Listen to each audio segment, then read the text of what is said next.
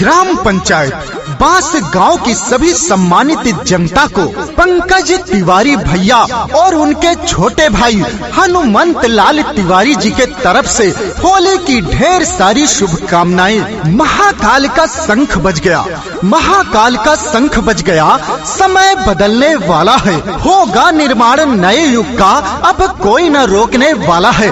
तो याद रखे भाइयों, 2026 के चुनाव में बांस गांव से पंकज तिवारी भैया को प्रधान बनाना है और अपने बांस गांव को विकास की ओर लेके जाना है।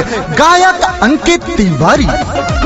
हर माँ के ये हैं बेटे, हर बहनों के हैं भाई, पंकज तिवारी भैया बांस गांव के सिपाही। हर माँ के ये हैं बेटे, हर बहनों के हैं भाई, पंकज तिवारी भैया बांस गांव के सिपाही। हाँ, इनका ही साथ निभाएंगे अब की, मिलके प्रधान बनाएंगे अब की, बांस गांव अपना चमकाएंगे अब की, पंकज तिवारी को जिताएंगे अब की।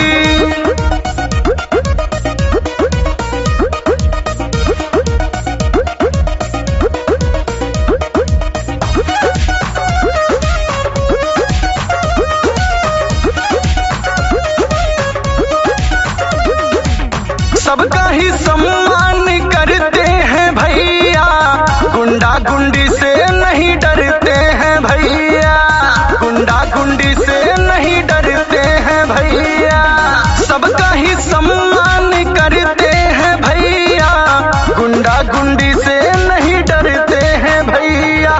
जहाँ कहीं भी पड़े जरूरत काम सभी के आते, पंकज तिवारी भैया अपने सबका साथ निभाते। हाँ, जीत की माला पहनाएंगे अब की, पंकज तिवारी को जिताएंगे अब की, प्रधान अपना बनाएंगे अब की, बांस गांव अपना चमकाएंगे अब की।